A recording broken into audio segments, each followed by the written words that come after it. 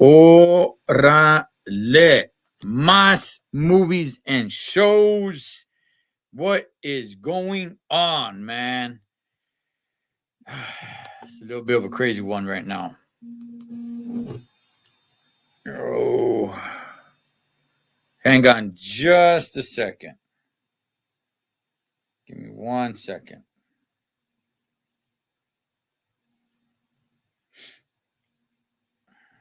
Okay. All right. What is going on, Mas movies and shows? And you know what? Check this out, man.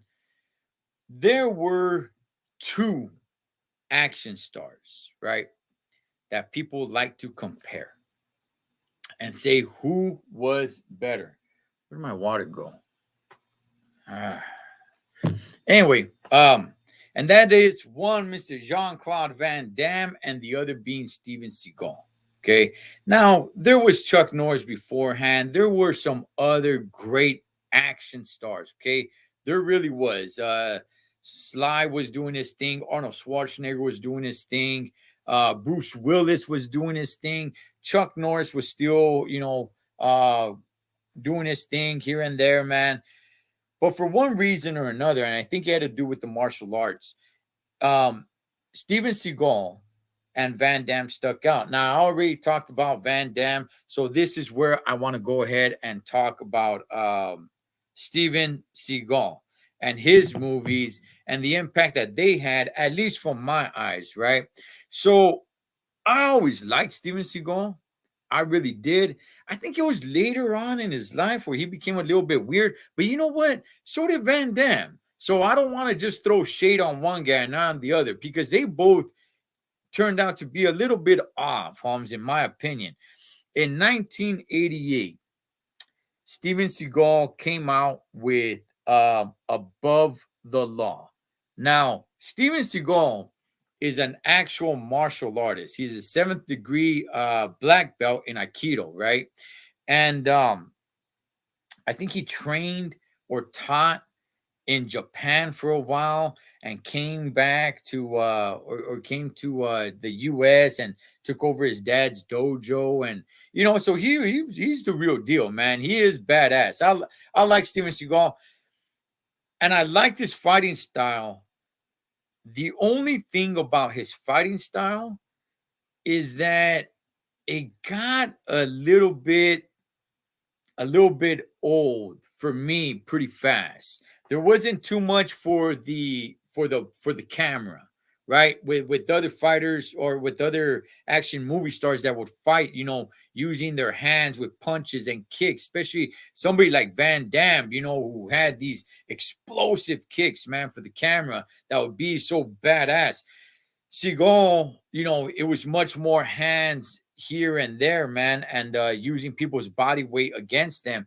And it was cool, but it would get a little bit, at least for me, it would get a little bit boring kind of fast. It was still kind of cool.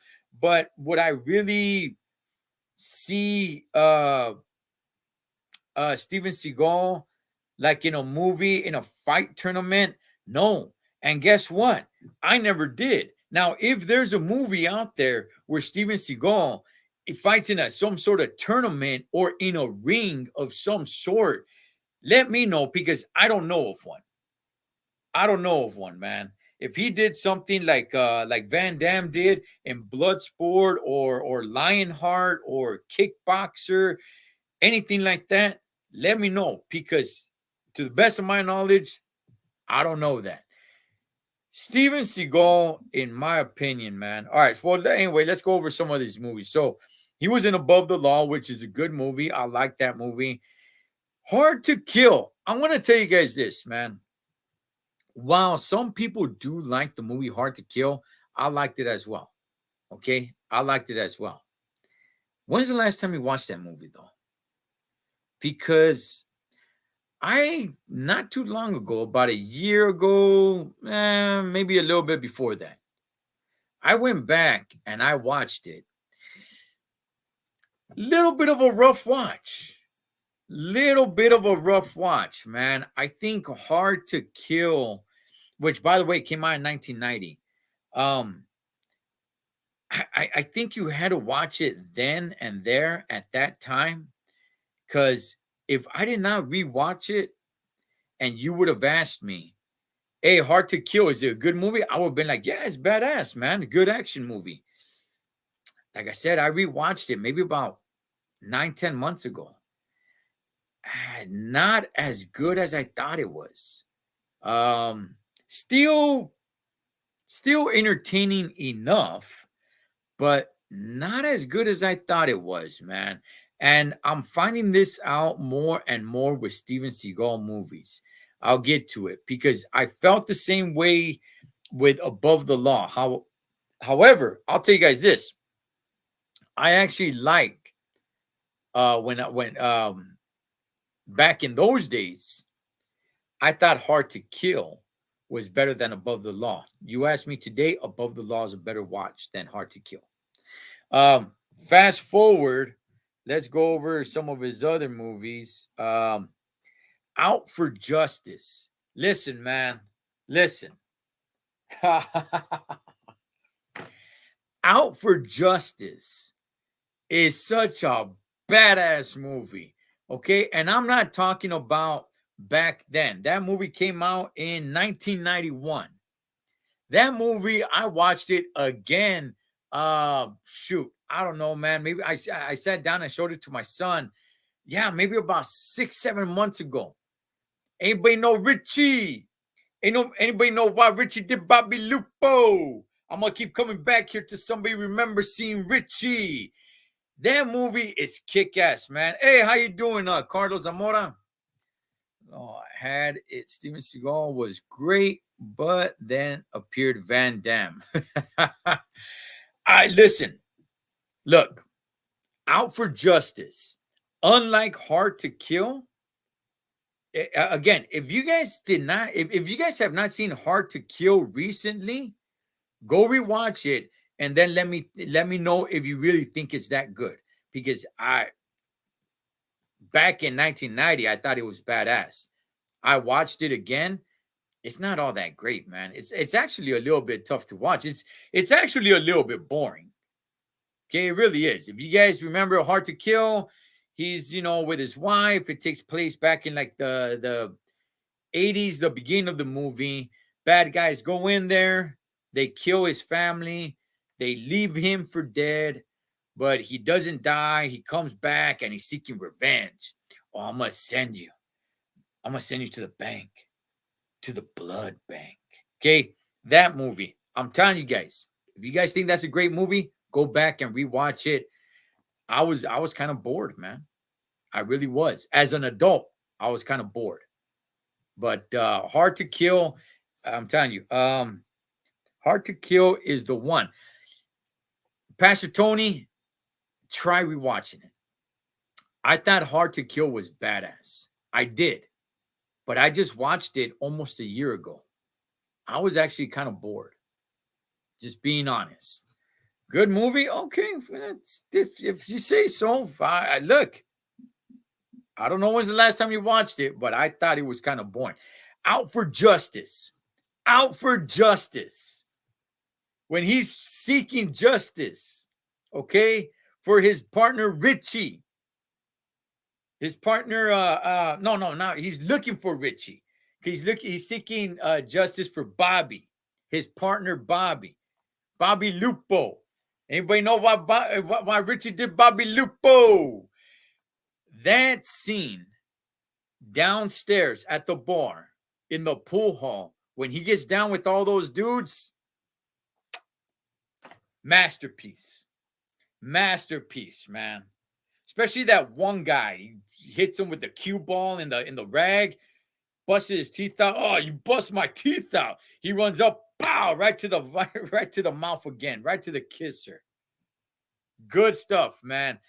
Out for Justice is a great movie. I love that movie, man. We're gonna get to that. Let me see. I don't know why this is not showing all of I don't know why it's not showing all of Seagal's movies.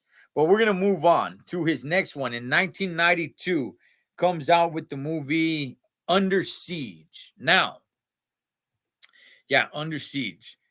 Now, spoiler alert.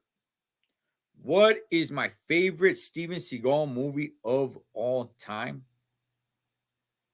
Under Siege. Under Siege by a country mile, Holmes. I love that movie. That is Steven Seagal at his best. He is a Navy SEAL who is a cook. Due to disciplinary actions, they drop him down to a cook because he got into it with one of his superior officers. They don't show any of this. This is just them speaking it. You just kind of have to catch on to it. So they drop him down to a cook so they won't kick him out of the Navy. So he could go ahead and finish up with the Navy before he retires. And terrorists take over the aircraft carrier, and man, it is just a kick-ass movie. By the way, people forget this. Miklo is in that movie, and so is Chewie. Chewie and Miklo are both in the movie Under Siege, man. They make their presence felt, man. So I like Chewie. Yes, man. Gary Busey, yeah, Gary Busey at his best. Gary Busey's always good. Gary Busey is always good, man. Let me see. Out for Justice is what I was referring to. Okay, got you. Strange Days, got you. Okay. You're making me doubt my collection. Pastor Tony, I'm telling you, go back and watch Hard to Kill. It's actually kind of boring. It really is, man. It really is. Gary Busey's great. He is great, man. I love him in Under Siege. Under Siege is, in my opinion, the greatest Steven Seagal movie. Again, it's not showing it on here, but I'll just go ahead and fill it in. I believe it was after Under Siege. If not, then it was before Under Siege. I'm talking about the movie Marked for Death. That, again, when I watched it, I don't know if it was like in 93, 91, somewhere around there. When I watched it, I thought it was a great movie. I've been showing these movies to my sons, okay? So that's why I've recently watched them within the last 2 years. So I rewatched it, and again, it kind of let me down a little bit. He goes back home, right? He's a cop. By the way, I'll get to something about Steven Seagal in just a second, but he's a cop. He goes, gives his confession. He's a Catholic. Goes, gives his confession to the father. Father says, take some time off of work. Go spend some time with your family. Reconnect. You're getting lost in your career. You're forgetting who you are and why you're even doing what you're doing. Reconnect. Take time off of work.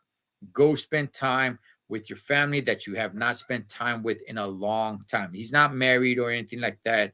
But He has to go and go back to his roots, man. Go back to his house. He goes back to his old neighborhood, goes back to his old high school, gets in contact with his football coach, and realizes that there's a little bit of a drug issue because some Jamaican gangsters have made their way into the neighborhood, and eventually he goes toe to toe with the Jamaicans after they hurt and shoot his niece. Um, I thought it was a lot better back then, man. Like I said, I recently rewatched Marked for Death, and I was a little let down, man. I was. I was a little let down. Here's what I will say. Okay. Well, actually, let me go ahead and save that. All right. I'll move on. Okay. Next we got On Deadly Ground. There's a kicker. There's a kicker. This is where Seagal's career started taking a couple of back steps. If we're gonna be honest, Seagal, he only had what, 5 movies? 5 movies hit the theater? Or did he? We'll get to that. Because On Deadly Ground did not come out in movie theaters. Okay, it didn't. And that was circa 1994. Okay, in 94, when Seagal still should have been in his prime, man, kicking and screaming. But yet that movie didn't make it to theater. And by the way, it's actually a pretty good movie. It's not a bad movie. Is it as good as Under Siege and Out for Justice? No, it's not. But it's actually an okay watch. Now, in 1995, Under Siege Part 2 came out.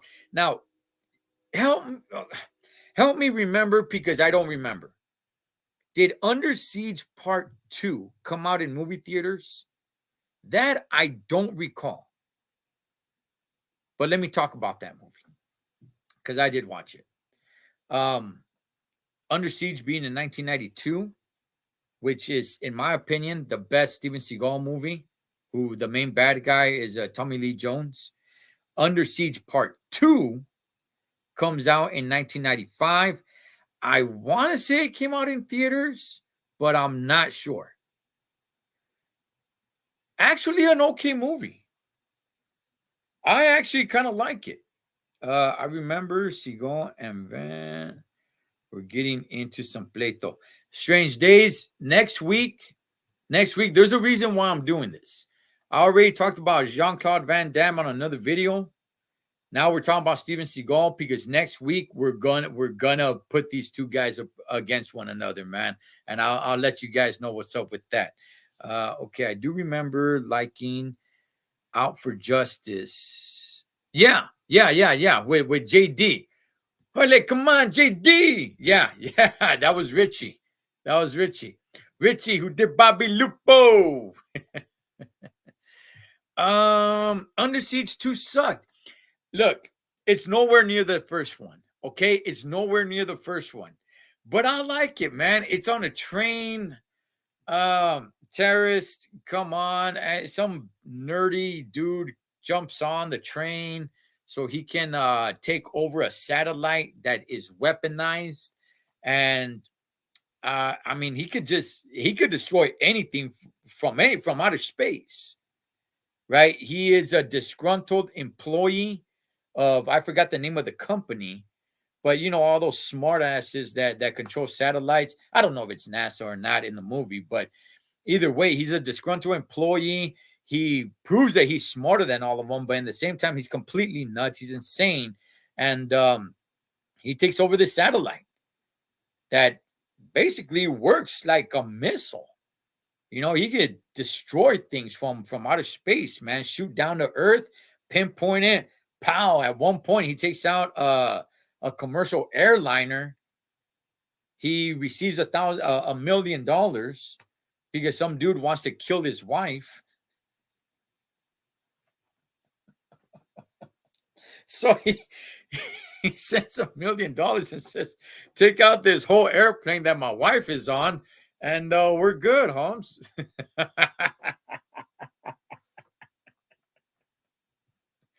Oh man, who said it's cheaper to keep her? Let me see. all I remember from Siege is the birthday cake. Oh man, Pastor Tony. Yeah, man. Well, listen, in Under Siege Part 2, there is no birthday cake. There is no birthday cake. There is no Gary Busey dancing around, dressed up like a hyena. There is none of that. But it's a good movie. Look, it's not a great movie, but I liked it. I liked it. I did, man. He's on vacation with his niece, or not so much vacation. I think they're going to, his brother died. So they're going to see they're going over, they're making their way over there, and that's what happens on the train. And I liked it. I liked it. I was very well. We'll get to all that. All right. Next, we got Executive Decision. This stars Steven Seagal, but he's not the main star. As a matter of fact, this movie comes out in 1996, and believe it or not, Steven Seagal dies in this movie halfway through the movie. And oh, yes, he actually dies in the movie. It's not like, oh, everybody believes that he dies and then he comes back at the very end. No, that's not what happened. Let me see. It made the theaters 92. Just looked it up. Okay, got you. Executive Decision. He actually dies halfway through the movie.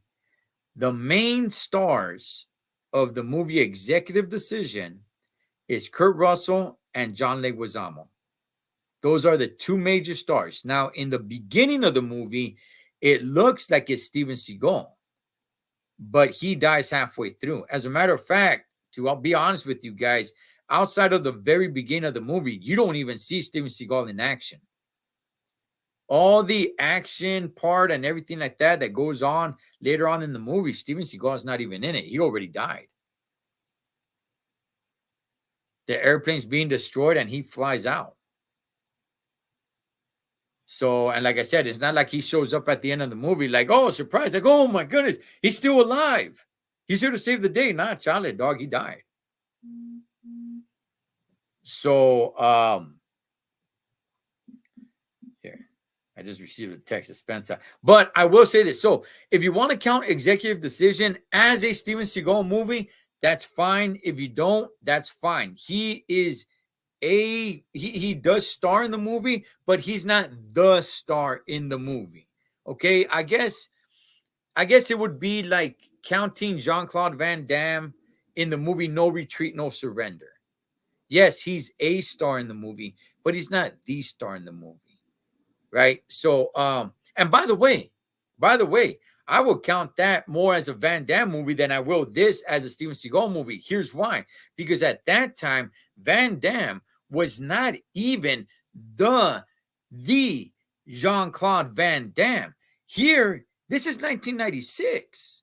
In 1996, this is the Steven Seagal. And you have him die halfway through the movie before any of the real action starts. But anyway, let's move on. The Glimmer Man, 1996, with Keanu Ivory Wayans. Look, this movie sucks. Going back to Executive Decision, great movie. Highly recommended. Badass movie. It is not hands down super duper action. Okay, it's not. It's terrorists take over an airplane, and we got to get a team up there. And they use this new method by sending a stealth jet up there, F-117, to get up there and board the plane from underneath the plane without the actual commercial aircraft knowing that you have a team boarding on. It's a good movie, a badass movie. I'm just simply saying Steven Seagal is not the main character in the movie Executive Decision. And you don't really get to see Steven Seagal do what Steven Seagal does in all the other movies. So anyway, fast forward to The Glimmer Man. Look, this movie sucks. Steven Seagal is a cop in New York, transfers to Los Angeles, teams up with Keanu Ivory Wayans. And I'm going to be honest, man, the movie kind of sucks. There's really nothing there. Uh, I'm not even really sure what to say about it. The all this stuff just kind of starts falling apart. Um, Fire Down Below, which is actually not bad of a movie. It's not that great of a movie. Comes out in 1997. That movie didn't make it to theaters. The Patriot didn't make it to theaters. Exit Wounds made it to theaters, and that movie sucks. And that's in 2001. That is with DMX. And I didn't like that movie. That movie sucks. Ticker did not make it to theaters. That's in 2001. Um, Half Past Dead did make it to theaters. That's in 2002. That is when he's partners with Ja Rule. Steven Seagal is an undercover FBI agent, and he gets into criminal. He's looking to take down crime, so he's undercover, and he links up with Ja Rule, who doesn't know he's an undercover FBI agent, and that movie sucks. They go to prison. It's no good. You got The Foreigner, Out for a Kill, Belly of the Beast, Out for Reach. All these other movies, Submerge, Into the Sun. All these other movies, man, that I seen Flight of Fury, which was completely weird and didn't make any sense. Came out in 2007. I know I seen another one. What's the other one that I watched? Okay, Machete. Machete's badass. I don't know if you guys want to count that as a Steven Seagal movie or not. I like Machete, but I'm not really sure if that's really a Steven Seagal movie. Good Man, Code of Honor. I seen that one. Again, that's not really so much him. Yeah, a lot of these other movies are just they're just no bueno, man. No good. Let me see what you guys are saying. Let me see. I comb my hair like Seagal. Van Seagal had issues over the coca. Oh man. Oh, they had they had issues over the coca. You know what? Strange days. I like to joke around, man. Okay, but do I look like that's funny too, man? See, that's what happens every time you do coke, man. That's what happens. I swear to God. Hey, wait a minute, man. Every time, yeah, every time I do coke, you get on that every time I do coke. That's right, man. It goes straight to your brain, man, and messes it up, man. You're not gonna have a brain no more.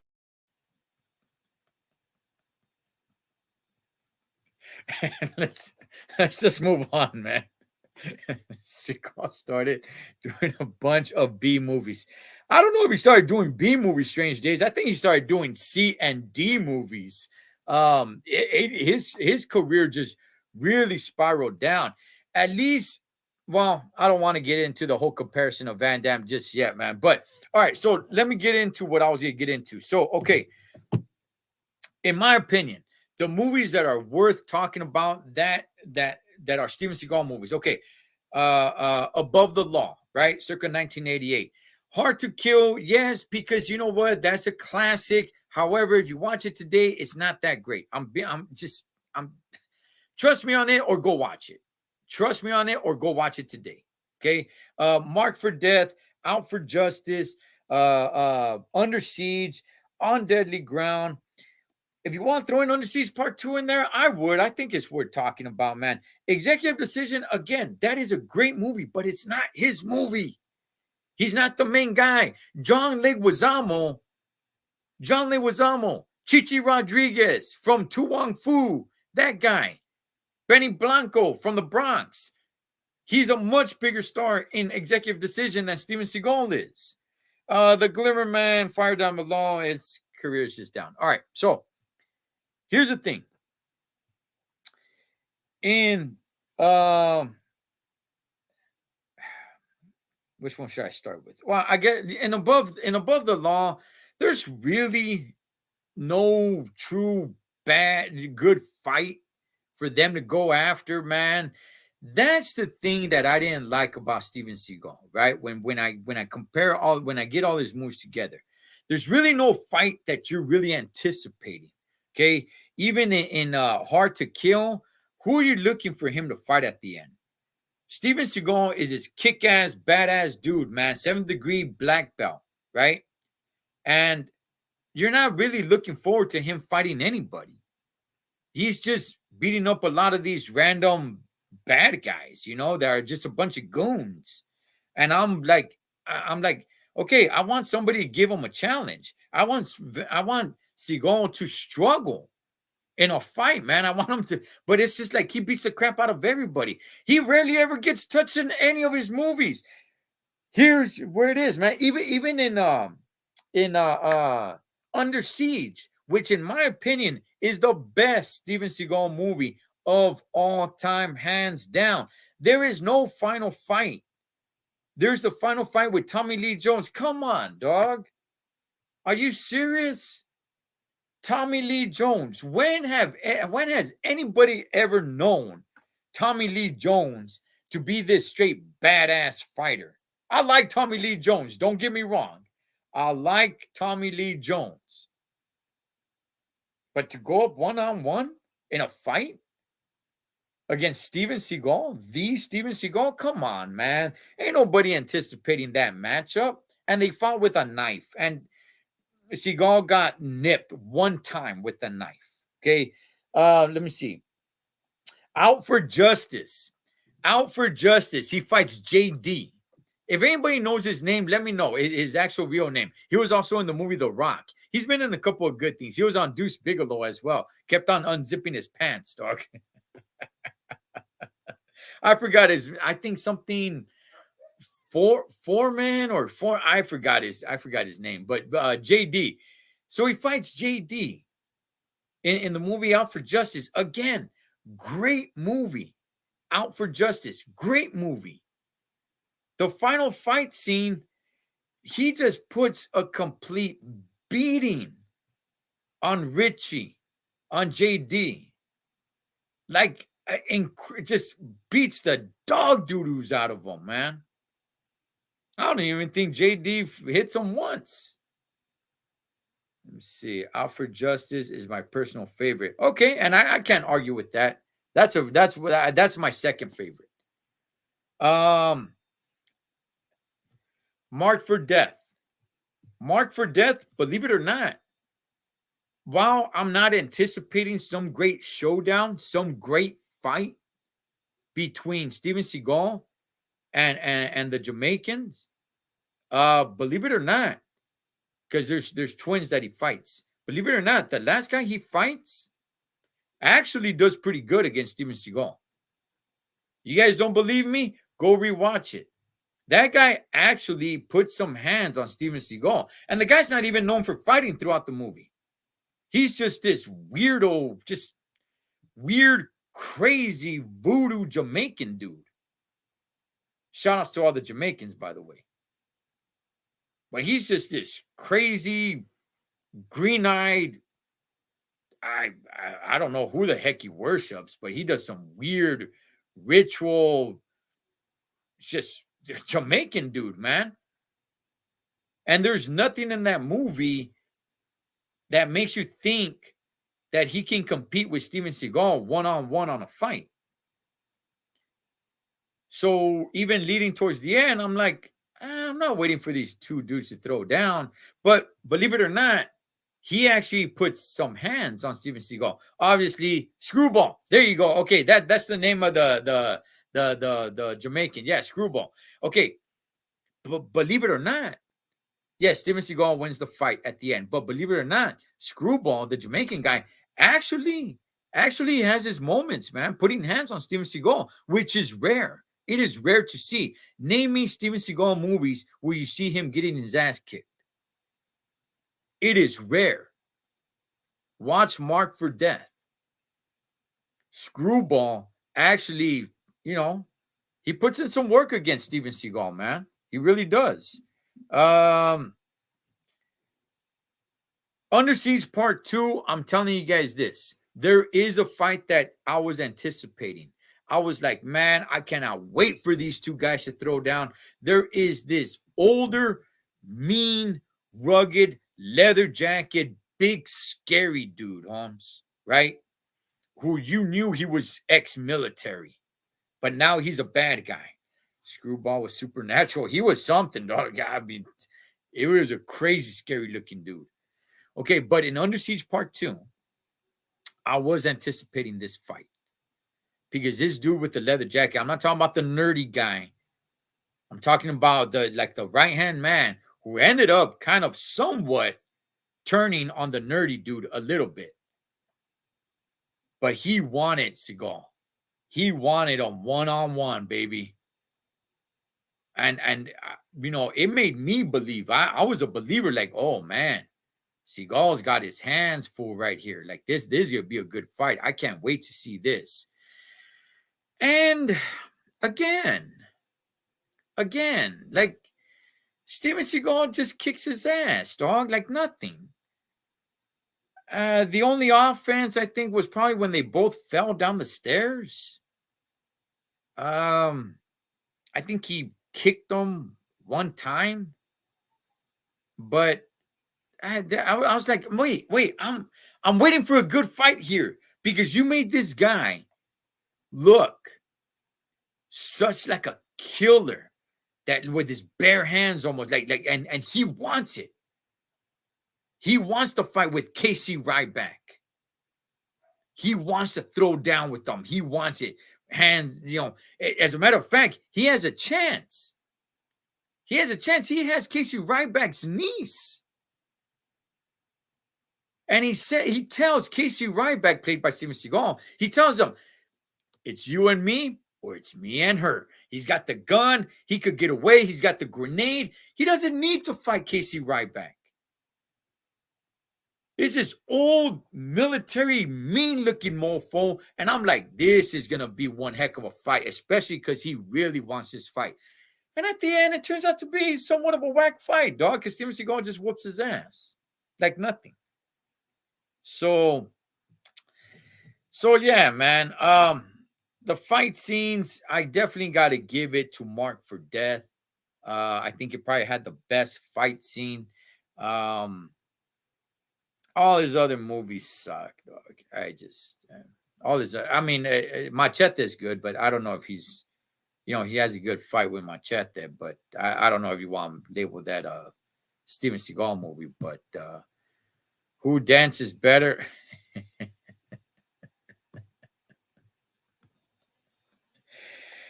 Anyway, man, I just want to come on here, talk a little Steven Seagal with you guys. Next week, depending on when you guys are watching this, we will have it. We will compare the movies between Van Damme and Steven Seagal. Who is better? Why is it better? Who had the better career? Who had the better movies? And who has the better movie? Plural and singular. Not just better movies, but who had the better movie as well. I'm going to go ahead, tap up out of here, guys, man. You guys have a great one. Have a great weekend and enjoy the movies. If you guys go to the movies this weekend, I usually go every Friday, but today we're taking it off. Well, I don't go every Friday, but most of the Fridays I do. Last one I went to go watch was Big George Foreman, which I highly recommend. But anyway, man, you guys have a great weekend. I'll catch you guys on the next one.